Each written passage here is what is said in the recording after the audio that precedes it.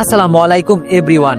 অন্ধমের ভালোবাসা গল্পের সিজন 2 6 নম্বর পার্ট। তো চলো বেশি কথা না কইয়া গল্প শুরু করা যাক। এইদিকে বিকাল গড়িয়ে সন্ধ্যা নামছে, অথচ তাসনিম আর ফাহিমের কোনো হদিশ নেই। সকালের পর থেকেই নিখোঁজ তারা। দুপুর গড়িয়ে 3টা পেরিয়ে গেল, কেউ জানে না কোথায় গেল এই দুই নিষ্পাপ প্রাণ। এইটুকুন দুইটি শিশু, না আছে কোনো অভিজ্ঞতা, না আছে কোনো সঠিক গন্তব্য। তারা কি পথ হারালো, নাকি কেউ হুঁসলিয়ে নিয়ে গেল? ঘরের এক কোণে রুষা কাঁদতে কাঁদতে চোখের নিচে ফোলা কালি, গলার স্বর কাঁপছে। মেয়ের চিন্তায় দিশাহেরা হয়ে বললাম, আমি যদি না পাই তাসনিমকে, আমার শাশুড়ি আমার গায়ে হাত তুলবে। আর ওর বাবা, সে তো এক মুহূর্ত রাখবে না ও বাড়িতে। ওই ছিল আমাদের সব। রুষার ব্যাকুল চিৎকারে রুহিয়ার নিজেকে ধরে রাখতে পারলো না। ছলছল চোখে বলল, অলক্ষণে কথা বলিস না রুষা, আমার বুক কাঁপছে, আমার মনে অসুখ কিছু ভর করছে। ঘরের লোকজন, প্রতিবেশীরা, আশেপাশে সবাই মিলে ঘুরে ঘুরে গ্রাম চষে ফেললো।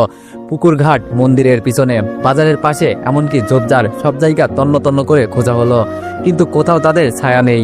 যেন দুইটা পাখি হঠাৎ উড়ে হারিয়ে গেছে আকাশের ওই পারে।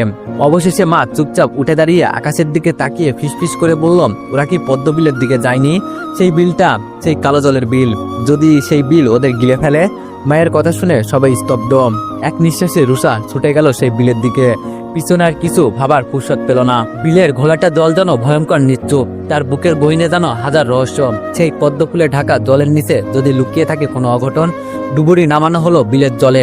একজন, দুইজন নয়, 3জন অভিজ্ঞ ডুবুরি মিলে সারি সারি ঘূর্ণায়মান ঢেউয়ের গভীরে খুঁজে চলল। সূর্য ডুবে সন্ধ্যা নামলো, চারিদিকে পাখিরা থেমে গেল, বাতাসে কুয়াশা ছায়া। তবুও পাওয়া গেল না তাসনিম বা ফাহিমের কোনো অস্তিত্ব, কোনো নিদর্শন, এমনকি কোনো শব্দ। বিলের কূলে দাঁড়িয়ে মা বোনেরা কান্নায় ভেঙে পড়ল। রাতের আকাশে চাঁদের আলোয় ভেসে এলো শুধু নিঃশব্দ হাহাকার। সেই হাহাকারেই যেন ডুবে যেতে থাকলো গোটা বাড়ি, গোটা গ্রাম। আর পদ্মবিল সে রইল নীরব, নির্বিকার, ঠিক আগের মতো সুন্দর অথচ ভয়ঙ্কর। রাতের নিস্তব্ধতা ঘিরে ধরেছে চারিদিক। জানালার ফাঁক দিয়ে ঢুকে পড়া চাঁদের আলো ছুঁয়ে যাচ্ছে বিছানার কিনারা। শুয়ে শুয়ে রিয়া দীপুর দিকে মুখ বাড়িয়ে ধীরে বলল, কাল গ্যারেজে যাওয়ার আগে একটু সময় দিবেন, বাড়ির আঙ্গিনা কিছু অংশ ঘুরে দেখব। আর যদি পারেন কাল টাকা পাওয়ার পর পুঁইশাক, টমেটো, ঢেঁড়স, পটলের বীজ এনে দিয়েন তো। দীপু চোখ মিলে তাকালো রিয়ার মুখের দিকে। এই বীজ দিয়ে কি করবে? রিয়া বলল, সেটা সময় হলে নিজেই দেখে নেবেন। দীপু ঠোঁটে এক তিতলে হাসি ফুটিয়ে বলল, তুমি ফলাবে নাকি? রিয়া চোখ নামিয়ে মৃদুস্বরে বললাম, সেটা এখনই বলা যাবে না, পরে যদি সফল না হয় তখন আপনি যদি আমাকে নিয়ে মজা করেন। কিন্তু একটা কথা জানি, সফলতার মুখ দেখতে হলে আগে কষ্ট পোহাতে হয়। দীপু নরম গলায় বলল, তুমি যেখানে চেষ্টা করো সেখানে বিফলতা শব্দটা জায়গা পাই না। আমি কালই সব এনে দিব, তুমি আঙ্গিনায় স্বপ্ন বোনো, আমি মাটি প্রস্তুত করে দিব। রিয়ার ঠোঁটে শান্তির হাসি খেলে গেল। সে জানে সব অভাব চাপিয়ে এইটুকু ভালোবাসাই মানুষের জীবনের জমিতে চাষ করতে শেখায়। ভালোবাসা স্বপ্নের ও আশার শস্য।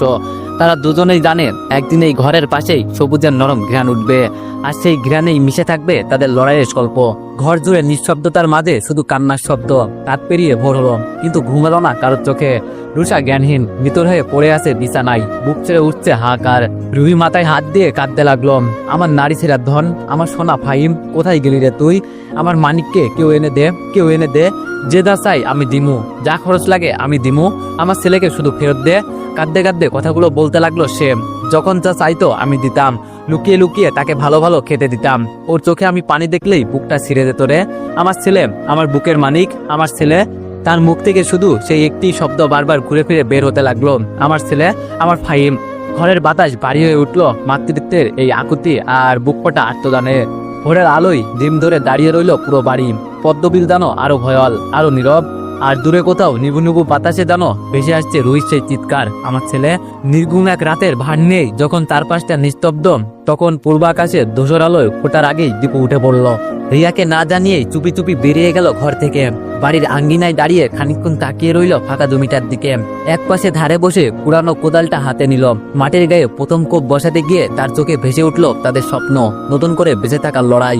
হালকা কুয়াশায় ভিজে আছে মাটি। দীপু ধীরে ধীরে খুঁড়তে শুরু করলো জমি, এক ফালি স্বপ্নের জমি, যেখানে রিয়া সবুজ ফসল ফলাবে। আর তার সেই ফসলেই হয়তো মিলবে বেঁচে থাকার এক টুকরো আশ্বাস। হাতে কষ্ট, কিন্তু মনটা জেগে উঠেছে। প্রতিটা কোপে জানো সে বলছে, এই জীবনকে সহজে হার মানাতে দিব না। তুমি পাশে আছো বলেই এত কষ্টগুলো সহনীয় হয়ে উঠেছে। জমির এক পাশ প্রস্তুত করে কাঁধে কোদাল তুলে দীপু একবার পিছন ফিরে তাকালো ঘরের দিকে। রিয়াও কখন যেন উঠে দাঁড়িয়ে আড়াল থেকে তাকিয়েছিল চুপচাপ। দৃষ্টিতে জড়ানো ছিল নীরব ভালোবাসা, একরাশ মমতা। রিয়া স্বস্তির নিঃশ্বাস নিয়ে বললাম, আমাকে ডাকলে না যে? দীপু কোদাল থামিয়ে হালকা হেসে বললাম, তোমাকে দেখে কি হবে, শুধু শুধু ঘুম ভেঙে দিতাম, যাও এখনো সময় আছে, একটু ঘুমিয়ে নাও। রিয়া বললাম, আর জমি প্রস্তুত করতে হবে না, যতটুকু করেছেন ততটুকুতেই চলবে। দীপু মৃদু হাসলো, কোদালটা রিয়ার হাতে দিয়ে বললাম, তাহলে তুমি এটা নিয়ে ঘরে যাও, আমি গ্যারেজে যাচ্ছি। রিয়া বলল, খালি মুখেই বুঝি গ্যারেজে যাবেন? দীপু কেমন এক লজ্জা মেশানো ভঙ্গিতে মাথা নামিয়ে বললাম, ঘরে তেমন কিছুই নেই রিয়া, যা আছে তার নিজেই খেয়ে নিও, সবসময় আমাকে খাইয়ে নিজে না খেয়ে থেকো না। তুমি বোঝো না, তোমার খাওয়া মানে আমার মেয়ের খাওয়া, আমার প্রাণের শান্তি। রিয়া কিছু বলল না, হাতে থাকা গামছাটা দিয়ে দীপুর ঘাম মুছে দিল নিঃশব্দে। একটা চোখে তাকালো, তোকে কোনো অভিমান নেই, কেবল অটুট ভালোবাসার ছায়া।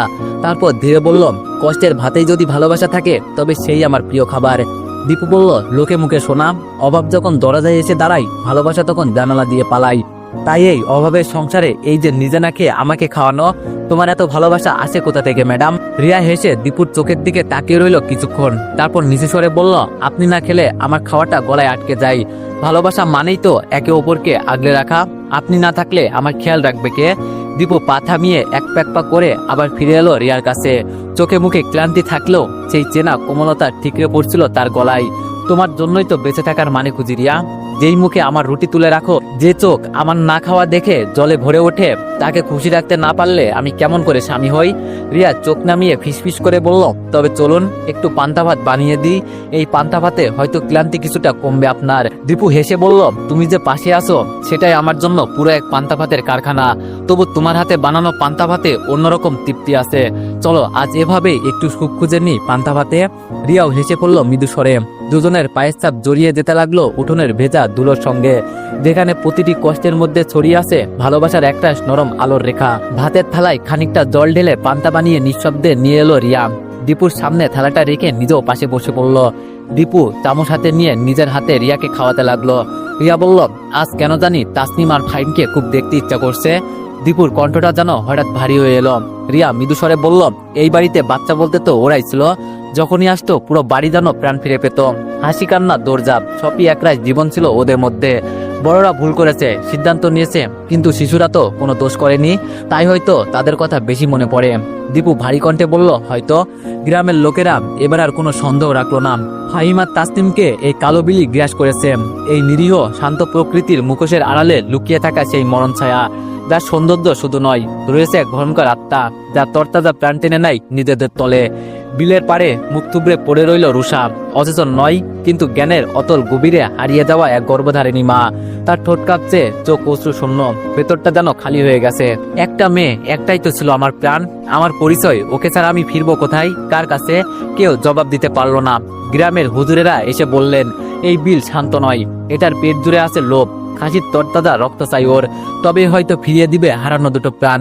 রুহি এক মুহূর্ত দেরি করল না, জমি বিক্রির টাকা থেকে 25,000 টাকা দিয়ে কিনে ফেললো গ্রামের সবচেয়ে মজবুত স্বাস্থ্যবান খাসিটা, কারণ সে জানতো ওদের প্রাণের দাম সে দিতে পারবে না। তবে চেষ্টা থেমে গেলে বাকি জীবনটা শুধু অনুশোচনায় ফুটতে হবে। বিলের কিনারে সেই খাসি বলি দেওয়া হলো, রক্তের লাল ধারা ধীরে ধীরে মিশে গেল কালো জলে। সমস্ত গ্রাম নিঃশব্দে তাকিয়ে রইল। এক ফালি হাওয়া উঠল, আর হঠাৎ সেই নিষ্পাপ জলের উপর ভেসে উঠল ছোট্ট দুটি মৃতদেহ, ফাহিম ও তাসনিমের। বুক ফেটে কান্না ভেসে উঠল আকাশে। জীবন থেমে গিয়েছে, কিন্তু মাতৃত্বের স্পন্দন থামে না। রুহি ছুটে গিয়ে জড়িয়ে ধরল শিশু দুটির মৃতদেহ, যেন নিজের বুকের উষ্ণতায় আবার প্রাণ ফিরিয়ে দিতে চাই। আমার মানিক, আমার নারী সেরার ধন, চোখ খুলো বাবা, মা এসেছে। কিন্তু তাদের চোখ আর খোলেনি, আর কোনো হাসি ফোটেনি। বিল নিল, আবার ফিরিয়ে দিল, তবে প্রাণ নয়। স্মৃতি হয়ে ফিরে হলো দুটি নিষ্পাপ শরীর। রুহির বুক ফাটা কান্নায় কেঁপে উঠলো পুরো বিলপাড়া। চারপাশে যেন বাতাস থমকে গেল, পাখির কিচিরমিচির থেমে গিয়ে শুধু শোনা যাচ্ছে রুহির আকুল আহাজারি। আমার সোনা বাবা, তুই আমারে ফেলে কেমনে চলে গেলি রে? তুই তো কইছিলি তোর গাড়ি লাগবে, বড় বড় গাড়ি, মা তোকে সব দিবে। তুই তো বলছিলি তোর বোন ছাড়া বাড়ি যাবি না, দেখ তোর বোনও তোর লগে গেছে রে বাবা। রুষা হু হু করে কাঁদছে, মা হয়ে বুকের ভেতরটা যেন খালি হয়ে গেছে। মৃদুল হাঁটু গেড়ে বসে পড়েছে মাটিতে। মৃদুলের বন্ধু ছুটে গিয়ে খবর দিল রুষা ও রুহির শ্বশুর বাড়িতে। বাচ্চা হারানোর দুঃখ যতটা না তাদের, তার চেয়ে বেশি ছিল আশঙ্কা, ওই বাড়িতে এই সংবাদ পৌঁছালে কি হবে। দুপুর গড়িয়ে বিকেল পেরোতেই দেখা গেল ধুলো উড়িয়ে দুটা মাইক্রোবাস এসে থামলো উঠোনে। নেমে এলেন রুষার শাশুড়ি, শ্বশুর, দেবর আর তার মা। আরেক গাড়ি থেকে নেমে এলো রুহির শ্বশুর বাড়ির লোকেরা, চোখ মুখে উত্তাপ, কণ্ঠে ব্যাকুলতা। রুষার শাশুড়ি নাতনির বুকে জড়িয়ে হাউমাউ করে কেঁদে উঠল। আমার নয়নের মণি ও তাসনিম, ওঠো দিদি ভাই, ওঠো, তুমি দিদার সাথে ঘুরতে যাবে না? কও না দিদি ভাই। রুষার শ্বশুর আড়াল থেকে চোখের জল মুছতেছিল। দুঃখে কষ্টে মা এক কোণে দাঁড়িয়ে কাপা গলায় বললেন, বাচ্চারা কোনো পাপ করেনি, হয়তো আমাদেরই কোনো দোষ ছিল। আমাদের সংসার ভাঙনে ওদের প্রাণ গেল। গ্রামের পুরুষেরা নিঃশব্দে এগিয়ে এলো। ছোট ছোট 2টি কাঠের তাবুত বানানো হলো। তাসনিম আর ফাহিমকে শেষবারের মতো গোসল করানো হলো বিলারি পবিত্র তলে। যার কালো বুক থেকে ফিরে আসা এই শিশু দুটি আর কখনো কথা বলবে না, হাসবে না। জনম জুড়ে পুড়ে যাওয়া মায়ের মুখে এখন শুধু একটাই প্রার্থনা, আল্লাহ ওদের বেশ দিও, ওরা তো তোমার ফেরেশতার মতোই ছিল। সূর্য তখন অশ্রু যাচ্ছে। আর সেই রক্তিম আকাশের নিচে ফাহিমা তাসনিমের ছোট 2টি জানাজাই গোটা গ্রাম মাথা নিচু করে দাঁড়িয়ে থাকলো। চোখের জলেই যেন জানাজার অজু সারা হলো। নাতনির কবরের মাটি তখনও শুকায়নি। কবরের পাশে বসে থাকা রুষার শাশুড়ি মুখ থমথমে, চোখ লাল, দৃষ্টিতে বিষ। চারপাশে শোকাবহ পরিবেশ ছাপিয়ে একসময় কণ্ঠে তীব্র বিষণ্ণতা নিয়ে বলে উঠলেন, কলঙ্কিনী, তোর কারণে আমার নয়নের মণি আজ মাটির নিচে। নিজের ছেলেকে উদ্দেশ্য করে বললেন, আমি তোদের আগেই বলেছিলাম এই মেয়ের ছায়াও মন্দ। আজ আমার কথা সত্যি প্রমাণ করলো রে। আমার নাতনি ছিল আমার খেলার সাথী, আমার বাড়ির আলো। ওরে তুই খাইলি, তোকে আমি কোনোদিন ক্ষমা করব না। আজই আমার ছেলেকে ফোন করে বলবো তোকে তালাক দিতে। আর ওই বাড়ির চৌকাটে পা রাখার অধিকার তোর নাই। যদি কখনো ফিরে আসিসও আমার নাতনির হাত ধরে আসিস, নইলে নয়। রুষার মুখ থেকে কোনো শব্দ বের হলো না। চোখের জল শুকিয়ে গিয়েছিল আগেই। শুধু নিঃশব্দে মাথা নিচু করে বসে থাকলো। বুকের মধ্যে আগুনের শিখা জ্বলতে থাকলো, সে চুপ। অন্যদিকে রুহির স্বামী দাঁড়িয়েছিলেন খানিক দূরে। ছেলেকে একবার শেষবারের মতো বুকে জড়িয়ে ধরেছিলেন দীর্ঘক্ষণ, যেন সেই জড়িয়ে থাকায় কিছু প্রাণ ফিরে আসবে। তারপর না কোনো কথা, না কোনো অভিযোগ, চুপচাপ পিছন ফিরলেন। কেউ কিছু জিজ্ঞেস করার আগেই হাঁটতে শুরু করলেন গ্রাম ছেড়ে অজানা গন্তব্যের দিকে। মানুষেরা তাকে ডাকলো। কেউ একজন বলল, দুলা ভাই কোথায় যাচ্ছেন? তিনি কেবল একবার পিছনে তাকালেন, দৃষ্টিতে তীব্র শূন্যতা। তারপর ধীরে ধীরে হারিয়ে গেলেন দৃষ্টিসীমার বাইরে। কে জানে কোথায় গেছেন। কাউকে কিছু না বলে অজানা গন্তব্যে। শোক, ঘৃণা, তীব্র যন্ত্রণা আর না বলা হাজারটা কথা ঝুলে রইল সেই বিকেলের স্তব্ধ বাতাসে। আজও খালি হাতে বাড়ি ফিরল দীপু। লজ্জায় চোখ তুলে রিয়ার দিকে তাকাতেও পারল না সে। রিয়া নরম গলায় জিজ্ঞেস করল, বাজার আনেননি? দীপু মাথা নিচু করেই বলল, রাত অনেক হয়ে গিয়েছিল। গ্যারেজ মালিক বললেন, এই সময়ে কাঁচা বাজার কিছুই পাওয়া যাবে না। আজকের মজুরির সঙ্গে কালকেরটাও অগ্রিম দিয়ে দিলেন। বললেন কাল সকালে বাজার করে গ্যারেজে যেতে। রাতটা কি কোনোভাবে চলবে না রিয়া? রিয়া মৃদু হাসল, তার চোখে একটু অভিযোগ নেই। আমি তো বাজারের জন্য বসেছিলাম না, আমি তো অপেক্ষা করছিলাম সেই বীজগুলোর জন্য। আজ না আনলে কি হয়েছে, কাল আনবেন, তাতেই হবে। দীপু চুপ করে রইল কিছুক্ষণ, তারপর ফিসফিস করে বলল, রাতে খাওয়ার মতো কিছু আছে? মানে তুমি খাওয়ার মতো কিছু থাকলে খেয়ে শুয়ে পড়ো। আমি তো দোকান থেকে চা পাউরুটি খেয়ে এসেছি। রিয়া এক ঝলকে বুঝে ফেললো মিথ্যাটা। সে জানে গ্যারেজে কারোর জন্য আলাদা খাবার রাখা হয় না, নিজের টাকায় কিনে খেতে হয়। সে কিছু না বলে হালকা সুরে বলল, মিথ্যা বলতে হবে না, যান হাত মুখ ধুয়ে আসুন, আজ আমরা ভাত খাবো, তাও আবার গোস্তের তরকারি দিয়ে। দীপু বিস্ময়ে চোখ বড় বড় করে তাকিয়ে রইল। দীপু বলল, গোস্ত কোথা থেকে এলো? রিয়া হাসলো, কণ্ঠে প্রশান্তির ছায়া। সেটা পরে বলছি, আগে যান আপনি, খিদে তো পেয়েছে তাই না? দীপু ধীরে ধীরে উঠে গেল। ভেতরে কোথাও হালকা একটা শান্তি খেলে গেল। এমন দিনে এমন স্ত্রী পাশে থাকলে ক্ষুধার চেয়ে ভালোবাসার তৃপ্তি বড় হয়ে ওঠে। হাত মুখ ধুয়ে এসে মাটিতে চুপচাপ বসে পড়ল দীপু। রিয়া আজ ইচ্ছে করেই একটি মাত্র থালায় খাবার পরিবেশন করলো। দীপু তাকিয়ে জিজ্ঞেস করল, আরেকটা থালা কোথায়?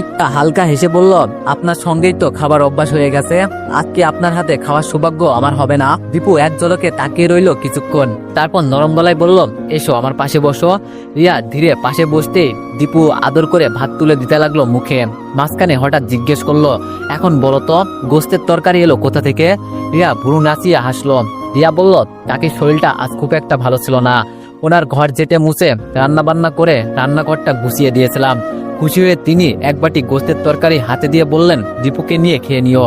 দীপু থেমে গেল এক মুহূর্ত, তারপর গলা নরম রেখে বলল, কাকিকে সাহায্য করেছো সেটি নিঃসন্দেহে ভালো, কিন্তু তরকারি আনতে গেলে কেন? কাকি যদি মনে করেন তুমি ওনার কাজের বদলে কিছু চেয়ে নিয়েছো, এমনিতেই কাকির কাছে আমরা অনেক ঋণী। রিয়া কপাল কুঁচকে বলল, আমি চাইনি কিছুই, কাকি ভালোবেসে জোর করেই দিয়েছেন। দীপু নিঃশ্বাস ছেড়ে বলল, ভালোবাসা হলে আলাদা কথা, কিন্তু রিয়া তুমি কখনো তোমার কাজের বিনিময়ে কারোর কাছ থেকে কিছু আনবে না। তুমি আমার স্ত্রী, কোনো বাড়ির কাজের মেয়ে নও। তোমার গায়ে আমার সম্মানের ছায়া আছে। তোমার কাজের বিনিময়ে আনা খাবার আমার গলা দিয়ে কখনোই নামবে না। এখন আমার 2 হাত 2 পা সচল আছে, আমি কাজ করে যতটুকু পারবো এনে দিব, তা দিয়ে কষ্ট করে সংসারটা চালিয়ে নিও। রাতটা যেন পাথরের মতো ভারী হয়ে নেমে এলো ঘরের চারিদিকে। কারোর মুখেই খাবার উঠল না। চারিদিক শুধু নিস্তব্ধতা আর চাপা কান্নার শব্দ। রুষা নিঃশব্দে অশ্রু ফেলে যাচ্ছিল, তেমন ভাবে যেমন কেউ হারায় তার ভিতরে সব আলো। রুহির কান্না সময়ের পর সময় যেন কেবল তীব্রতর হচ্ছিল। আমার সোনা বাবা, আমার মানিকটা, আমি কই রাখি নিজেকে? আল্লাহ গো, আমাকে নিয়ে যাও, আমার ছেলেকে ফিরিয়ে দাও। মা এসে দুই মেয়েকে বুকে টেনে শান্ত করার চেষ্টা করলেন। তাদের পিঠে হাত রেখে কাঁপা গলায় বললেন, কেঁদে আর লাভ কি বল, তারা তো আর ফিরবে না। আল্লাহ যেন ওদেরকে জান্নাত দান করেন। বাবা এবার চুপ থাকা ভেঙে ঠান্ডা গলায় বললেন, সব তোদের পাপের ফল রে মা। তার গলায় অভিমানের পাশাপাশি বিষাদার ক্লান্তি মিশেছিল। তোরা ধীরে ধীরে হিংস্র হয়ে গেছিলি। মা বাবা, ভাই বোন, আত্মীয় স্বজন সবাইকে ভুলে গিয়ে তোরা শুধু টাকার পিছনে ছুটেছি, যার জন্য মনুষ্যত্ব হারালি, যার জন্য তোদের মন থেকে মায়া উঠে গেল। তিনি দীর্ঘ নিঃশ্বাস ফেলে আবারও বললেন, আজ এই পাপের ফল তোরা দেখে নে। আমার নাতি নাতিটা তোদের দোষের প্রায়শ্চিত্ত করে গেল প্রাণ দিয়ে। একটু থেমে তিনি আবারও বললেন, আমি একজন বাবা হিসাবে এখন আর কিছু চাই না, শুধু চাই তোরা সঠিক পথে ফিরে আয়। পৃথিবীতে অনেক কষ্ট হয়েছি, কিন্তু নিজের রক্তের দোষে এই শাস্তি, এই দুঃখ আর সহ্য হয় না মা, আর না। রুহি মাথা নিচু করে বলল, বাবা আমরা ভুল করেছি, কিন্তু আজ যেন সেই ভুলের মাসুল খুব বেশি মূল্য দিতে হলো। আমার বুকটা ফেটে যাচ্ছে বাবা, আমি মাপ চাই, আমি মাপ চাই আমার ফাহিমের কাছে। আমি তাকে দেখে রাখতে পারিনি, আমার বাবাটারে বাঁচাতে পারিনি। রুষা কাঁপা কণ্ঠে বলল, আমার মেয়ে, আমার তাসনিম, ওর ছোট ছোট চুলগুলো খেলে দিতাম প্রতিদিন। আজ কিভাবে ঘরে ফিরবো ওকে ছাড়া? শাশুড়ির চোখে ঘৃণা, স্বামীর চোখে আগুন, আমি কোথায় দাঁড়াবো মা? মা এগিয়ে এসে রুষার মুখটা তুলে বললেন, কান্না করলেই যদি ওরা ফিরে আসতো তবে আমি সারা জীবন কাঁদতাম মা। আল্লাহর কাছে চাও, তওবা করো। মাপ চাইবার দরজা এখনো বন্ধ হয়ে যায়নি। বাবা পিছন ফিরে জানালার দিকে চেয়ে এক দৃষ্টিতে বললেন, মানুষ যেমন চাষ করলে ফসল পাই, তেমনি কর্ম করলে তার ফলও পাই। আজ তোরা যা হারিয়েছিস তা কখনো পূরণ হবে না, কিন্তু বাকি জীবনটা যেন সত্য ন্যায়ের পথে চলে কাটাস, এটাই চাওয়া আমার। ঘরের বাতাস ভারী হয়ে রইল নিঃশব্দ অনুশোচনায়। বাইরে চাঁদের আলোয় কুয়াশায় গড়িয়ে পড়ছিল, ঠিক যেন তাসনিম আর ফাহিমের অনুপস্থিতির হিমেল শোক। সেই শোক ঘিরে রাখল গোটা ঘরটাকে নিঃশব্দে নিঃশেষে। মৃদুল ব্যঙ্গ ভরে বলল, বাবা এটা জাস্ট একটা দুর্ঘটনা ছিল, আর তোমরা কি না কি বানিয়ে ফেলছো। আশ্চর্য লাগে তোমাদের এই নাটকীয়তা দেখে। সত্যি তোমরা পারো বটে। একটুখানি কান্না আর কিছু ধর্মের ভয় দেখিয়ে সব দোষ চাপিয়ে দিলে আমাদের ঘাড়ে। যে পাপ পাপ বলে চিল্লাছ না, এখানে পাপের কিছুই নেই। যা হয়েছে তা কেবলই রুহি আর রুষার খামখেয়ালির জন্য। যদি তারা বাচ্চা দুটোকে দেখে দেখে রাখতো তাহলে আজ এত বড় দুর্ঘটনা ঘটতো না। তার কথা শুনে ঘরের বাতাস যেন হঠাৎ থমকে গেল। বাবা শোয়া থেকে উঠে বসলেন। দুর্ঘটনা নয় মৃদুল, এটা তোদের পাপের আর অবহেলার ফল। এমন নির্মম ব্যাখ্যা দিয়ে কি নিজের আত্মাকে তুই সান্ত্বনা দিচ্ছিস, না আমাদের ব্যথার উপহাস করছিস? ঘর জুড়ে নেমে এলো অস্বস্তিকর নিস্তব্ধতা। চুপ করে দাঁড়িয়ে রইল মৃদুল, কিন্তু চোখে মুখে কোনো অনুশোচনার ছায়া নেই। দীপু সকাল সকাল ঘুম থেকে উঠে বাজারের থলে হাতে রওনা দিল। নতুন শহর, নতুন রাস্তা, চিনে আসো না সবকিছু আজ অদ্ভুত একটা অনুভূতি। রিয়া আর স্নেহা তখনও ঘুমিয়ে। বের হওয়ার আগে মেয়ের কপালে হাত রেখে মৃদু এসে বেরিয়ে যায় সে। বাজারে প্রতিটা দোকানে খুঁটিয়ে খুঁটিয়ে দেখে কোনটা সস্তা, কোনটা টাটকা, কোনটা কেনার জন্য উপযুক্ত। সব কেনাকাটা সেরে সে হাঁটা দেয় ঘরের পথে। এই শহরে সে এখনো নতুন, রাস্তাগুলো সব মুখস্থ হয়নি তার। তবু আজ যেন হাঁটার পথটাই আলাদা একটা শান্তি দিচ্ছিল। ঠিক তখনই সামনে এসে দাঁড়ায় একটা চকচকে প্রাইভেট কার। কিছুটা ধোয়াটে কাজ নামাতে বেরিয়ে আসে এক চেনা মুখ। এক মুহূর্তের জন্য থমকে দাঁড়ায় দীপু। সেই মুখ যে মুখ একদিন কান্না জড়ানো কণ্ঠে বলেছিল, দীপু চলো না পালিয়ে যাই, ওরা আমাকে জোর করে বিয়ে দিয়ে দিচ্ছে শহরের কোনো এক বড়লোক পরিবারে। তখন দীপুর উত্তর ছিল, আমি বাড়ির বড় ছেলে, আমার ভালোবাসা সংসারের ভিতরে বাধা। পরিবার যেটা চাই সেটাই করো, ভালো থাকবে তুমি। আমি শূন্য, খুবই শূন্য, আমার কাছে এসে কিচ্ছু পাবে না তুমি। তখন মেয়েটি বলেছিল, আমার কিচ্ছু লাগবে না, শুধু তুমি হলেই চলবে। তখন দীপু বলেছিল, জীবনে চলার জন্য অনেক কিছুই প্রয়োজন হয় অধরা, আমি তোমাকে কিচ্ছু দিতে পারবো না। আমি পরিবারের বড় ছেলে, পরিবারের সকল ভার আমার উপর। এখন তাদের এই অবস্থায় ফেলে দিয়ে কাপুরুষের মতো তোমায় নিয়ে পালিয়ে যায় কি করে বলো? সেই দিন মেয়েটা বড্ড অভিমান নিয়ে উল্টো পথে হাঁটা ধরেছিল। শত চেষ্টার পরও আর দেখা হয়নি তার সাথে। আজ 18 বছর পর জীবনে এই মোড়ে সেই মুখ আবারও তার সামনে। কিন্তু আজ দীপুর মনে উত্তেজনা নেই, নেই কোনো পুরনো অনুভূতির জোয়ার। শুধু একটা দীর্ঘশ্বাস বেরিয়ে আসে। ভালোবাসা বারবার হয় কিনা জানি না, কিন্তু রিয়াকে দেখার পর, তোমার পরে দ্বিতীয়বার আমি তাকে ভালো না বেশে পারিনি। একটা সময় ছিল যখন দীপু মনে করত এই মেয়েটাকে ছাড়া হয়তো সে বাঁচতেই পারবে না। অথচ আজ 18টা বছর পেরিয়ে গেছে, তবুও সে বেঁচে আছে। সত্যি সময় কখনো কারোর জন্য থেমে থাকে না। দীপু তাকিয়ে রইল মেয়েটা শান্ত নির্মল মুখের দিকে। এই জীবনে মেয়েটার চাওয়া খুব বেশি কিছু ছিল না, শুধু তাকে চেয়েছিল। অন্য প্রেমিকদের মতো দীপু তাকে মহামূল্য কিছুই দিতে পারেনি, তবুও টিফিনের টাকা জমিয়ে যতটুকু পেরেছিল ভালোবাসা ততটাই উজাড় করে দিয়েছিল। হঠাৎ মেয়েটার ডাকে ভাঙলো তার মনোযোগ। দীপু, তুমি এখানে? দীপু বলল, আমি এখানে থাকি। অধরা বলল, বিয়ে করেছো? দীপু বলল, হ্যাঁ, একটা মেয়েও আছে। অধরা বলল, কেমন আছো তুমি? দীপু বলল, ভালোই। তুমি কেমন আছো অধরা? অধরা বলল, এই তো ভালোই, ছেলেকে নিয়ে স্কুলে যাচ্ছিলাম, তোমায় দেখে একটু থেমে গেলাম। নিয়তি কি অদ্ভুত, তাই না? আজ 18 বছর পরে এসো আমাদের দেখা হয়ে গেল। মৃদু হাসলো দীপু। অধরা বলল, হাতে দেখি বাজারের থলি, বাজারে গিয়েছিলে বুঝি? দীপু বলল, হ্যাঁ। অধরা বলল, তাহলে যাও, গৃহিণী নিশ্চয়ই অপেক্ষা করছে তোমার জন্য। দীপু আবারও হাঁটা শুরু করলো। ঠিক তখনই পেছন থেকে অধরা ডাক দিল, দীপু। দীপু পিছন ফিরে তাকালো। অধরা নিজের গলা থেকে স্বর্ণের চেনটা খুলে দীপুর হাতে দিয়ে বলল, এটা আমার তরফ থেকে তোমার মেয়ের জন্য উপহার, আর তোমার জন্য শেষ স্মৃতি বলেও ভাবতে পারো। উপহার ফিরিয়ে দিতে নেই, তাই নিঃশব্দে চেনটা হাতে নিয়ে কিছুক্ষণ স্থির দাঁড়িয়ে রইল দীপু। হঠাৎ যেন চারপাশটা নিস্তব্ধ হয়ে এলো। পুরোনো দিনের অনেক চেনা অচেনা অনুভূতি এসে ভিড় জমালো বুকের মধ্যে। তবু সবকিছুর মাঝেও একটাই প্রশ্ন বুক চিরে উঠতে লাগলো, এই চেনটা রিয়াকে দেখালে সে কি ভাববে, কি বলবে? দীপু জানে রিয়ার কাছে সে কোনো কিছুই গোপন রাখতে চায় না। এই স্বর্ণালঙ্কের ওজন যতটা না সোনার, তার চেয়ে বেশি পুরনো স্মৃতির। তো এভরিওয়ান, নেক্সট পার্টের জন্য অপেক্ষা করো। ধন্যবাদ।